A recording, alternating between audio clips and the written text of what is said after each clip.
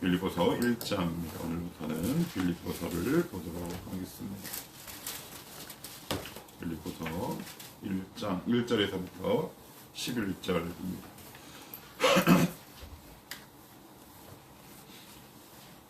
제가 읽겠습니다. 그리스도 예수의 종 바울과 디모데는 그리스도 예수 안에서 빌립보에 사는 모든 성도와 또한 감독들과 집사들에게 편지하노니 하나님 우리 아버지와 주 예수 그리스도로부터 은혜와 평강이 너희에게 있을지어다. 내가 너희를 생각할 때마다 나의 하나님께 감사하며 간구할 때마다 너희 무리를 위하여 기쁨으로 항상 간구함은 너희가 첫날부터 이제까지 복음을 위한 일에 참여하고 있기 때문이라. 너희 안에서 착한 일을 시작하신 이가 그리스도 예수의 날까지 이루실 줄 우리는 확신하노라. 내가 무리를 위하여 이와 같이 생각하는 것이 마땅하니 이는 너희가 내 마음에 있음이며 나의 매임과 복음을 변명함과 확정함에 너희가 다 나와 함께 은혜에 참여한 자가 됨이라. 내가 예수 그리스도의 심장으로 너희 무리를 얼마나 사모하는지 하나님이 내 증인이시니라. 내가 기도하노라. 너희 사랑을 지식과 모든 총명으로 점점 더 풍성하게 하사 너희로 지극히 선한 것을 분별하며 또 진실하여 허물 없이 그리스도의 날까지 이루고 예수 그리스도로 말미암아 의의 열매가 가득하여 하나님의 영광과 찬송이 되기를 원하노라. 아멘. 빌립보서는 에베소서, 빌립보서, 골로새서, 빌레몬서와 더불어 옥중서신이라고 불리는 서신입니다. 그와 동시에 유명한 별명이 있는데 기쁨의 서신, 총 14번에 걸쳐서 이제 기뻐하다, 그 다음에 동사, 그 다음에 기쁨이라는 이제 명사가 사용되었다고 해요.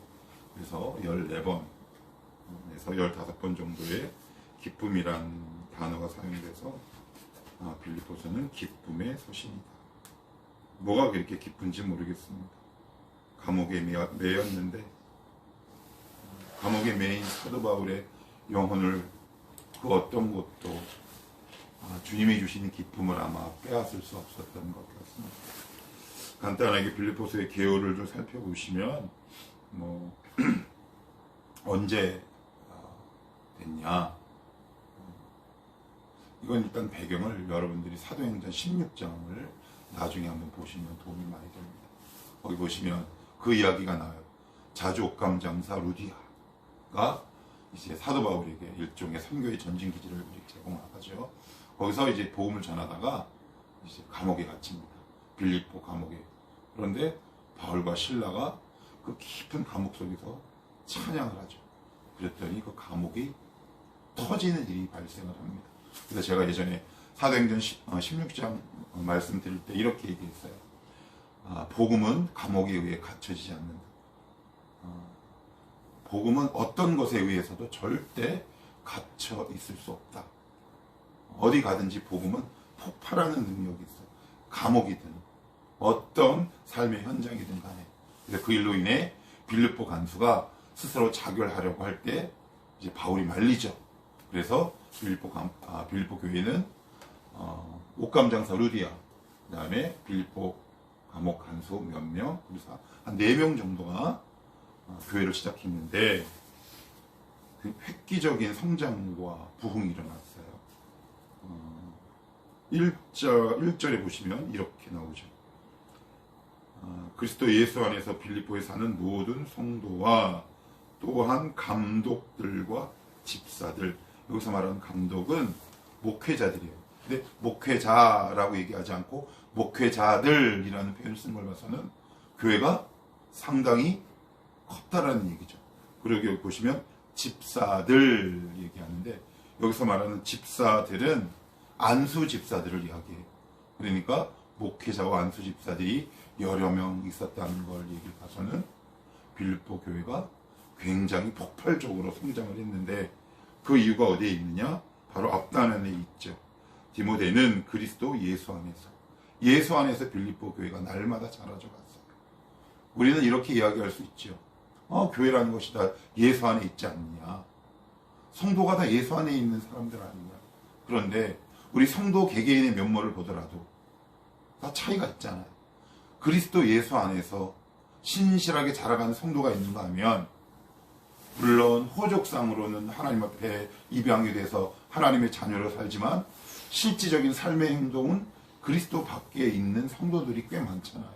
그렇게 이해하시면 돼요. 어차피 교회라는 것이 성도의 모임이기 때문에. 그래서 모든 교회들이 예수 안에서라고 얘기하고 있고, 또한 그렇게 선포하고 있지만, 정말 예수 그리스도 안에 있는 교회는 반드시 하나님이 어떠한 형태로든 질적으로 양적으로 성장시키시는 법이다. 그래서 우리 교회도 감독들과 집사들이 많은 것이 첫 번째 목표가 아니라 예수 안에 거하는 거죠. 말씀 안에 거하는 것, 은혜 안에 거하며 살아가는 것, 그것이 바로 교회의 가장 큰 핵심이다. 그 가르침을 사도 바울이 우리에게 주고 있고요. 기록 연대는 학자마다 차이가 있는데 보통 AD 60년 전후 이렇게 보고 있습니다. 그래서 간략하게 봤고요. 자, 우리 이제 한번 말씀 안으로 들어가 보도록 하겠습니다. 1장 1절은 제가 말씀을 드렸지만 다시 한번 읽어볼게요. 그리스도 예수의 종 바울과 디모데는 그리스도 예수 안에서 빌립보에 사는 모든 성도와 또한 감독들과 집사들에게 편지하노니. 한번 생각해 보십시다. 이게 불과 몇 년이 안 지났단 말이에요. 그런데 자기 감옥에 딱 있는데 빌립보 교회 소식이 오는 거예요. 사도 바울이 몸서 세운 교회 소식이. 그런데 그 소식이 뭐냐? 감독들이 세워졌다고 하고, 안수 집사들이 세워졌다고 하고, 교회가 체계를 갖추고 질적으로 양적으로 성장해 왔다는 소식을 들었을 때 사도 바울이 얼마나 기뻤냐는 거죠. 그죠? 사도 바울의 마음을 조금이나마 우리가 이제 짐작할 수 있을 것 같아요. 그런 배경 아래서 지금 사도 바울은 빌립보서를 써 내려가고 있어요. 그 배경이 뭐다? 빌립보 교회가 든든하게 세워져 가고 부흥하고 있다는 소식을 듣는 그 전제하에 이제 서신을 써 내려가고 있는데, 자, 이제 어디를 보시냐면 여기를 한번 봅시다. 3절, 4절. 내가 너희를 생각할 때마다 나의 하나님께 감사하며 간구할 때마다 너희 무리를 위하여 기쁨으로 항상 간구함은, 이렇게 되어 있어요. 여기 보시면 감사하며 간구할 때마다 기쁨으로. 그래. 우리가 늘 바울 서신을 보면 앞부분에 이 비슷한 형태가 나오는데, 사도 바울의 기쁨의 동기와 원인은 자기에게 찾는 일이 거의 없어요. 그러니까 늘 사도 바울의 기쁨의 동기가 뭐냐면 타인이거나 아니면 교회예요. 이게 무슨 얘기일까요? 늘 타인에게 관심을 기울이라, 물론 맞지요. 이게 우리에게 주는 적용점과 교훈이 굉장히 크고 놀라운 것 같아요. 감사와 기쁨의 경계가 날마다 확장되는 거예요. 그게 정말 좋은 신앙 같아요. 여러분 잘 생각해 보십시오. 이 기쁨이라는 경계가 나의 일에만 딱 국한되면 우리가 살다 보면 나의 삶 속에서 늘 기쁜 일만 일어날 수 있겠습니까? 슬픈 일도 일어나고 괴로운 일도 일어나고 하지요. 그런데 감사와 기쁨의 경계가 자꾸 확장돼 가는 거예요. 그러다 보니까 교회 일을 들어도 기쁘고 타인의 일을 들어도 기쁜 거죠. 이걸 저는 이렇게 여러분들에게 말씀드리고 싶어요. 올해 우리 교회 표 내 입을 크게 열라. 왜요? 사도 바울은 빌립보 교회를 위해서 기도하고 있었기 때문에 거기서 들려온 소식으로도 자기에게 기쁜 일이 발생할 수 있어요. 그런데 우리의 모든 기도의 관점과 관심은 나의 기도 제목이 있지요. 그러니까 그것이 당장 실현되지 않으면 우리는 기뻤다가 슬펐다가 기뻤다가, 이건 무슨 조울증 환자도 아니고. 그런데 사도 바울은 기쁨과 감사의 경계가 날마다 확장되어 가고 있어요. 한번 바울 서신 앞부분을 잘 보십시오. 내가 정말 기뻐하고 감사하는 것은 너희들이, 아니면 교회가. 이게 무슨 얘기냐? 사도 바울은 늘 입을 크게 열어 기도하는 사람이었다는 얘기죠. 무슨 얘기예요? 교회를 위해서 기도하고 내 주변에 몸담고 있고 내 주변에 있는 모든 사역자들이나 성도들을 위한 기도를 끊임없이 하고 있었다라는 얘기예요. 그러니 감사와 기쁨의 경계가 순간순간마다 넓어지고 확장될 수밖에 없는 거죠. 이것이 뭐라고요? 내 입을 크게 열라. 내 입을 크게 열라. 그래서 여러분들 지금 기도의 노트에 한번 몇 명의 이름이 들어가 있는지 한번 살펴보시기 바랍니다. 그래서 여러분들이 만약에 하실 수 있다면 그들을 위해 기도하시면 어떨까요? 이 빌립보서에서 나오는 사도 바울의 감사와 기쁨이 저와 여러분의 것이 되지 않겠습니까? 어제도 1년 동안 우리 교회를 위해 섬겨주신 우리 교회 밖의 분들에게 이런저런 소식을 좀 전해드렸는데, 제가 그 문자를 이렇게 보다 보니까 가장 많이 등장하는 단어가 감사더라고요. 감사. 또 그런 글자가 많이 들어가니까 또 감사해요. 그래서 어느 분에게 보내는 이 장문의 카톡 문자는 문맥이 맞지도 않아. 어법상 틀려. 감사하게도, 그 다음에 또 감사하게도. 에라 모르겠다. 감사하면 어떡하냐. 감사의 어떤 경계가 여러분들이 확장되시기를 축복해요. 그것이 우리의 입을 크게 여는 거 아니겠습니까? 하나님은 그것 위에 은혜와 복을 내리시지 않겠습니까? 6절도 한번 보겠습니다. 6절, 너희 안에서 착한 일을 시작하시니가 그리스도 예수의 날까지 이루실 줄 우리는 확신하노라. 여기에 대한 에피소드는 제가 지금도 수십 년이 지나 지금도 갖고 있긴 하지만 아침 시간이고 시간도 없기 때문에 다 풀어낼 수는 없고요. 제가 예전에 한번 이 말씀을 통해서 제가 사랑했던 어떤 형님한테 편지를 받은 내용이 바로 이 말씀입니다. 그래서 이 말씀을 어제는 좀 집중적으로 좀 묵상을 했던 것 같아요. 그런데 이 말씀을 묵상하다가 이런 생각이 이렇게 들더라고요. 아, 하나님께서 우리에게 행하신 모든 일은 다 착하다. 여기 뭐라고 써있냐? 너희 안에 착한 일을 시작하시니가 그리스도 예수의 날까지. 하나님은 우리에게 근본적으로 악한 일을 행하시지 않습니다. 그런데 나는 왜 하나님께서 나에게 행하신 일을 쉽게 선하고 착하다라고 인지하고 인정하지 않을까요? 어제 말씀을 묵상하다가 기도하다가 이런 생각이 문득 들었어요. 아, 내가 착하지 않구나. 내가 악하구나. 하나님이 나에게 사랑한다고 해도 저는 거부하고, 나는 너에게 착한 일을 이미 시작했다라고 선포하셔도 저는 그 말씀을 착한 일이라고 믿지 않았어요. 그것이 우리의 모습인지 몰라요. 그래서 두려웠지요. 왜요? 하나님이 나에게 행하시는 모든 일이 착하고 선한 일이라고 믿는다면 우리의 인생에 두려울 까닭이 없어요. 무서워할 이유도 없다.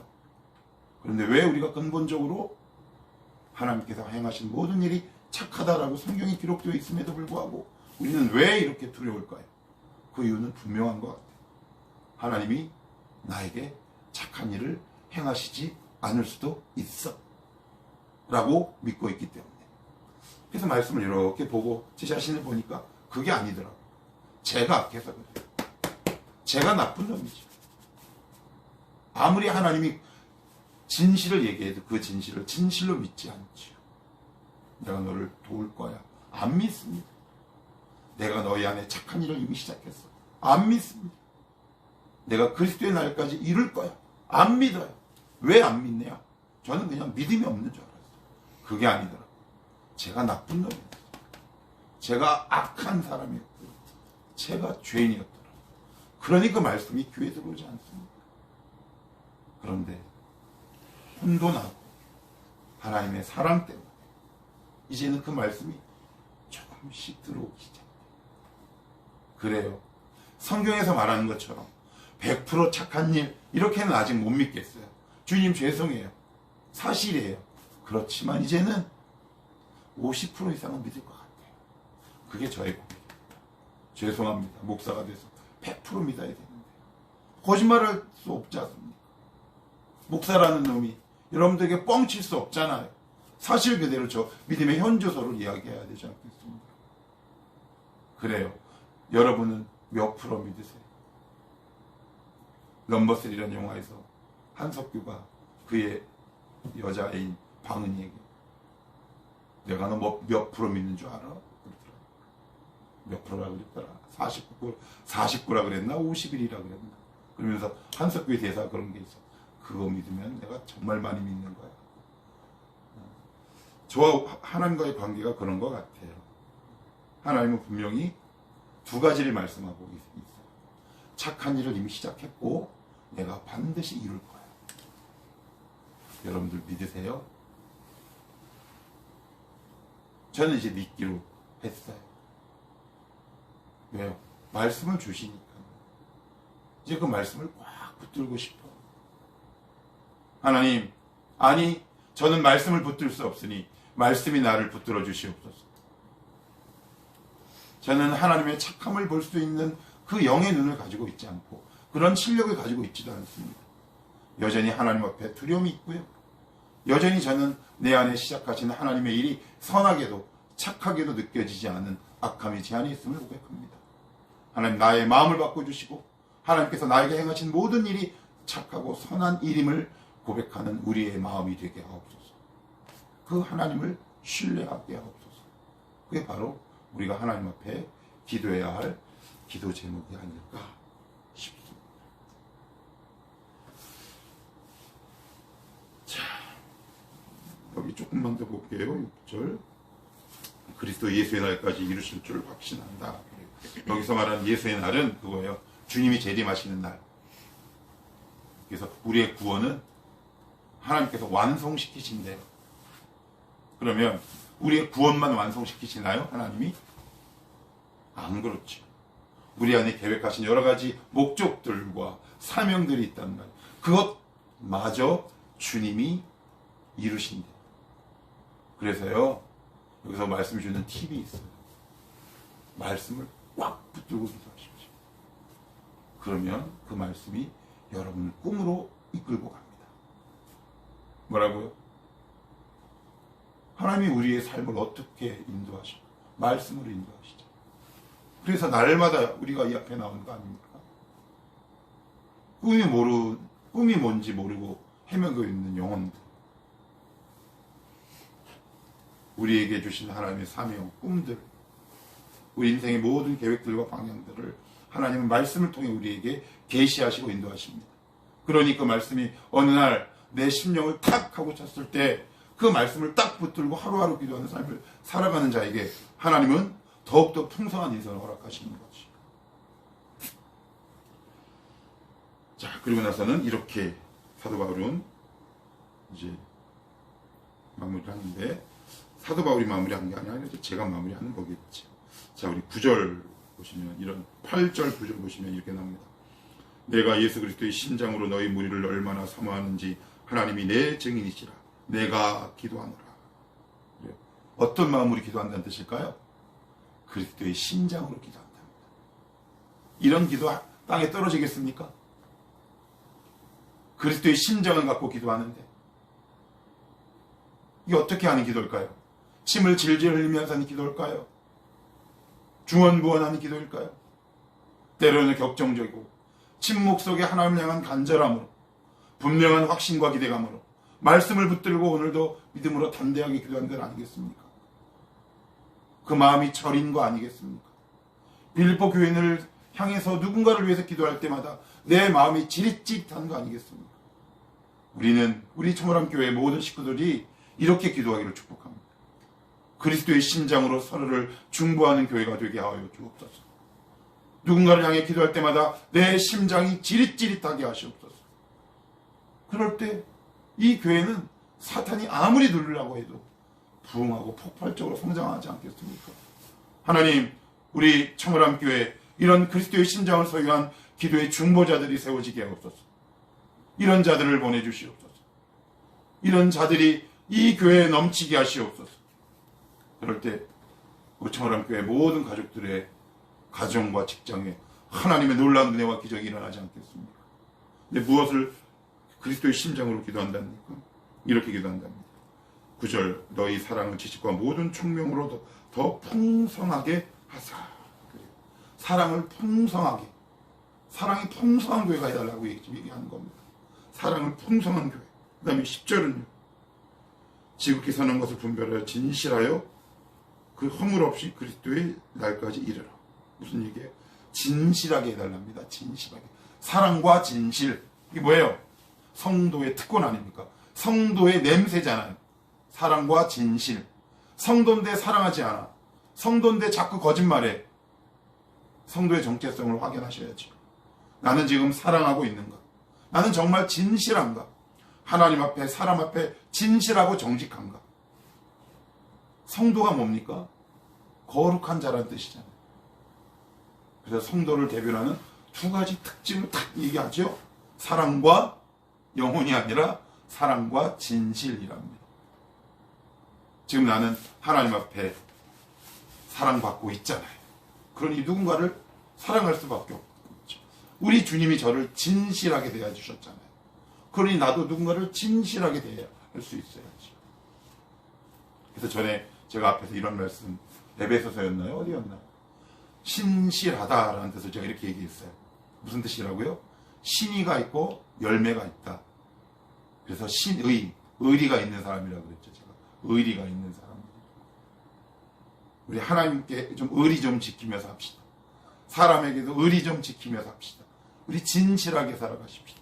거짓말하지 맙시다. 하나님이 기뻐하시지 않습니다. 마지막으로 11절 예수 그리스도로 말미암아 의의 열매가 가득하여 하나님의 영광과 찬송이 되기를 원하노라. 그래요. 영광과 찬송이 되는 게 결국 뭐다? 사랑과 진실이랍니다. 사랑하는 교인, 진실한 교인. 하나님의 영광과 찬송이 일을 하는 교인이 아니에요. 사랑스러운 교인, 사랑하는 교인이죠. 진실한 교인이랍니다. 하나님, 그런 성도가 되게 하옵소서.